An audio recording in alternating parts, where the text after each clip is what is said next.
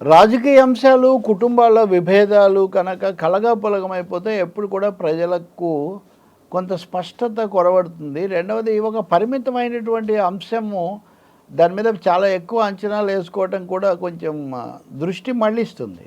YS Sharmila APCC అధ్యక్షురాలై Jagan ప్రభుత్వ విధానాలను జగన్ను విమర్శిస్తూ ప్రత్యక్షంగా రంగంలోకి వచ్చారు. అది ప్రజాస్వామ్యంలో ఆమె హక్కు. చాలా కుటుంబాల్లో ఇటువంటివి మనం చూస్తాము. కుటుంబ సభ్యుల రెండు వైపులా ఉండటం.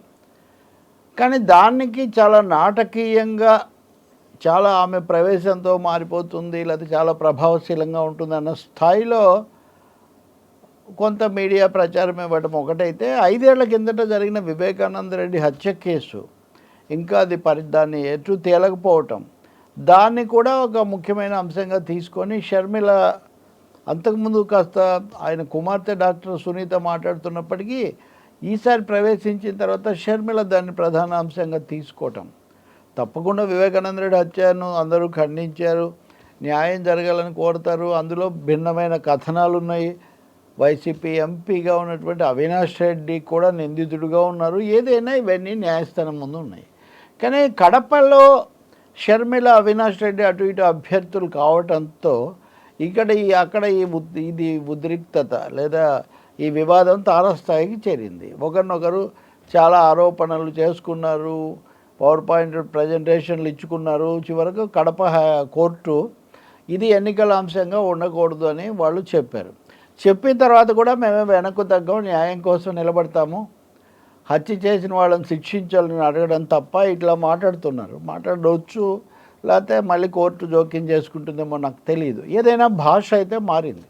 అంతకుముందు వచ్చినటువంటి తీవ్రతకు ఇప్పటికీ తేడా ఉంది. ఇరుపక్షాల నుంచి కూడా ఆ అంశం మీద తమ వాదనలు చెప్పుకోవడం, కోర్టులో వాదించుకోవడం వేరు. కానీ ఎన్నికల్లో ఆంధ్రప్రదేశ్ లేకపోతే పాత కడప జిల్లా మొత్తం రాష్ట్రానికి సంబంధించి చూసినా, జిల్లాకు సంబంధించి చూసినా ఎన్నో సమస్యలు ఉంటాయి.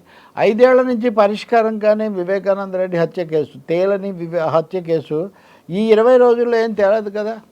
ఈ 20 రోజుల్లో మిగతా అంశాల నుంచి దృష్టి మళ్లించబడితే ఈ రాష్ట్రానికి ప్రజలకు కదా నష్టం.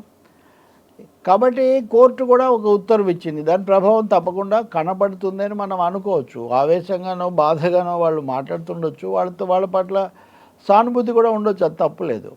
కానీ ఒక్క సింగిల్ పాయింట్కి అయితే పరిమితం చేయలేరు కదా ఎవరు. అది కాకుండా ఇప్పుడు ఏమైంది, అందులో అప్రూవర్గా ఉన్నటువంటి దస్తగిరి పోటీ చేస్తున్నాడు. ఇప్పుడేమో ఇంకొక నిందితుడిగా ఉన్న దేవిరెడ్డి శంకర్ రెడ్డి కూడా కడప నుంచి నేను పోటీ చేస్తానంటున్నారు. అంటే ఒక విధంగా మొత్తం ఆ కుటుంబ సభ్యులు అందులో బాగా ఏమనాలి చేర్చబడిన వాళ్ళే రకరకాల పేర్లతో అభ్యర్థులుగా నిలబడుతున్న పరిస్థితి.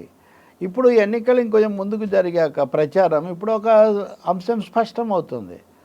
ఎంత ప్రయత్నించినా కానీ అది కడపలో ప్రభావం చూపవలసిందే, కానీ కడప వెలుపల రాష్ట్రవ్యాపిత అంశంగా కీలకమైన రాజకీయ అంశంగా మారే అవకాశం ఉండదేమో అనిపిస్తుంది. నేను ఒక నెల కిందట అనుకుంటా, 2 నెలల కిందటో హిందూలో ఒక 5 అంశాలు రాష్ట్రాన్ని ప్రభావితం చేసేవి అని ప్రధానంగా వాళ్ళు ఒక 5 అంశాలు చెప్పారు. అందులో వివేకానంద రెడ్డి హత్య కేసు కూడా చెప్పారు. అప్పటికి ఇంకా షర్మిల రంగప్రవేశం కూడా చేసినట్టు లేరు ఏపీసీసీలోకి. అప్పుడే నేను చెప్పాను, తప్పకుండా న్యాయం జరగాలి, హత్య జరిగిందన్న బాధ అందరికీ ఉంది. కానీ అది ఒక ప్రధాన అంశంగా ఎన్నికల ఫలితాన్ని ప్రభావితం చేస్తుందని అయితే కుదరదు అని. ఈరోజు షర్మిలను బాగా నడిపించి ఇలా ప్రోత్సాహంగా ఉన్నటువంటి మీడియా వ్యాఖ్యాతలు కూడా ఈరోజు రాస్తున్నారు ఎంతో కొంత ప్రభావం చూపిస్తుందని. అంటే ఎంతో కొంత ప్రభావం చూపించే అంశం మీద మొత్తం సమయం అంతా ఎందుకు పెట్టి దాని చుట్టూ ఇది జరిగింది అనేది ఒక పెద్ద ప్రశ్న. ఇంకొకటి, ఈ అంశంలో కన్సిస్టెన్సీ, స్థిరమైన వైఖరి కూడా లేకపోవటం. ఉదాహరణకు ప్రధాని మోదీ వచ్చి చిలకలూరుపేట సభలో అన్న చెల్లెలు ఇద్దరు ఒకటే కపట నాటకం ఆడుతున్నారు అని చెప్పిన వెంటనే ఎన్డీఏలో ఉన్న చాలామంది మోదీ చెప్పినట్టుగానే షర్మిల జగన్ ఒకటే కావాలని నాటకం ఆడుతున్నారని చెప్పి ఆరోపించటం. ఈరోజు అంటే నిన్న ఆమె అఫిడవిట్ దాఖలు చేశారు. అఫిడవిట్లో జగన్మోహన్ రెడ్డి దగ్గర 82 కోట్లు అప్పు తీసుకున్నట్టుగా చూపించారు. అది ఏ రూపంలో వాళ్ళ మధ్య లావాదేవీ జరిగింది, ఆమె దాన్ని ఎందుకు అలా చూపించారు, వేరేవి కూడా కొన్ని లక్షల్లో కొన్ని అప్పులు ఉన్నాయి, కానీ 82 కోట్లు అలా చూపించారు. వెంటనే దీని మీద వ్యాఖ్యానాలు, అన్నా చెల్లెళ్ళు ఆస్తి సమస్యలు అంతర్గత విషయాలు ఎలా ఉన్నాయో మరి వాళ్ళకేమైనా తెలుసుండొచ్చునేమో, కానీ పబ్లిక్ కన్జంప్షన్ కోసం చెప్పడానికి మటుకు అందులో ఏమీ స్పష్టత లేదు. ఎందుకు అప్పుగా చూపించారు, అప్పుగా చూసారా అప్పుల్లో దించారు అని ఒక మాట అంటే, వీళ్ళు నాటకం ఆడుతున్నారని మళ్ళీ వాళ్ళే హెడ్డింగ్ పెడతారు. అంటే అసలు ఇక్కడ నా పాయింట్ ఏమంటే, కుటుంబాల అంశాల్లో మరీ టూ మచ్గా, మరీ శృతి మించి, టూ మచ్ తీసేయండి, మరీ శృతి మించి దిగబడటం అవసరం లేని విషయం. అది ప్రజల సమస్యలతో లేకపోతే విస్తృతమైన రాష్ట్ర అభివృద్ధి లేకపోతే రాష్ట్ర విధానాలు వాటికి సంబంధించింది కాదు అది. పైగా ఇప్పటికిప్పుడు తేలేది కాదు.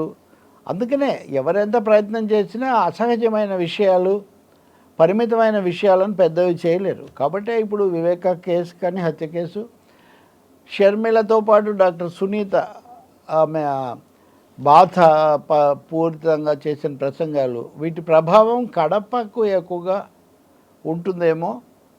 మిగతా చోట్ల అది అనేక అంశాల్లో అది కూడా ఒక అంశంగా ఉంటుంది తప్ప. ఎందుకంటే నేను ఈ మాట చెప్పేది, ఎన్డీఏ నాయకులు కూడా చంద్రబాబుతో సహా రాను రాను సభల్లో మాట్లాడటం దీని మీద కేంద్రీకరించడం బాగా తగ్గింది. ఎక్కడో ఒక చోట ఒక మాట అన్నప్పుడు చెల్లెలే దూరమైంది, లేకపోతే బాబాయిని హూ కిల్డ్ బాబాయ్, ఇలాంటి ప్రస్తావనలు తప్ప అదొక ప్రధానమైన ఎన్నికల అంశంగా మాత్రం లేదు, ఉండదు కూడా. ఇంకా అప్పులు ఎందుకు ఇచ్చారు, అది అప్పుగా చూపించారా లేకపోతే ఇంకొకటా, ఇవన్నీ బయట వాళ్ళు బుర్రలు బాగొట్టుకొని చేయగలిగింది లేదు. ఒకవేళ వాళ్ళు న్యాయస్థానాలకు వెళ్తే న్యాయస్థానాలు పరిష్కారం చెప్తాయి.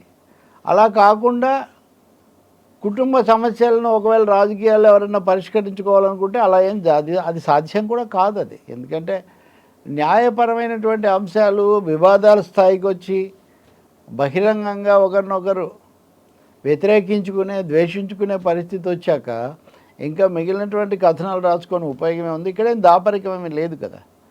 సో నా ఉద్దేశంలో కుటుంబాల వ్యవహారాలను మొత్తం ఏదో జగమంత కుటుంబం నాది అని పాట లాగా ఆ కుటుంబ వ్యవహారాలను జగమంతటికి కూడా ఆపాదించడం వల్ల ఉపయోగం లేదు, అది సాధ్యం కాదు అని కూడా ఈ కొద్ది రోజుల్లో తేలిపోతుంది. ఇంకా షర్మిల కూడా రాష్ట్ర నాయకురాలుగా ఇండియా కూటమికి కమ్యూనిస్టులతో కూడా పొత్తు పెట్టుకున్నారు. ఈరోజు ఆమె కర్నూలులో పర్యటిస్తున్నట్టున్నారు. మిగిలిన చోట్ల కూడా పర్యటించాలి కదా. ఆ వెళ్ళిన చోట్ల ఇదే అంశం మీద కడపలో చెప్పినంతగా చెప్తే అది కుదరదు. ఇంకా అవినాష్ రెడ్డి కూడా వాళ్ళు ఏదో తన మీద పెట్టడానికి ప్రయత్నిస్తున్నారని ఆయన తన కోణాన్ని చాలా ఆయన చెప్పడానికి ఆయన కూడా కొన్ని మాట్లాడుతున్నారు. ఇప్పుడు ఆపమన్నారు కాబట్టి ఆయన ఆపేసారు, ఆయనకు అనుకూలంగా ఉంది కాబట్టి. కాబట్టి అవినాష్ రెడ్డి అయినా అక్కడే చెప్పగలుగుతారు కదా. ఇంకా జగన్ అయితే మొదటి రోజు అక్కడ చెప్పారు, ఇంకా తర్వాత ఆయన చెప్పారు అనేది మనకు చాలా స్పష్టమైపోయింది. సో వివేక హత్య కేసుకు సంబంధించిన వివాదం ఈ ఎన్నికల ప్రచార క్రమంలో ఈ విధంగా పరిణమించటం అనేది సహజమైందే. దాన్ని మరీ సాగదీయాలనుకున్నందువల్ల కూడా ఎవరేమీ చేయలేరు. అంటే ఎవరేమీ పెంచగలిగింది లేదు. న్యాయస్థానాలే దానికి ఒక పరిష్కారం చూపించాలి. అది బహుశా ఎన్నికల తర్వాత ఎప్పటికి వస్తుందో మనం వేచి చూడాలి.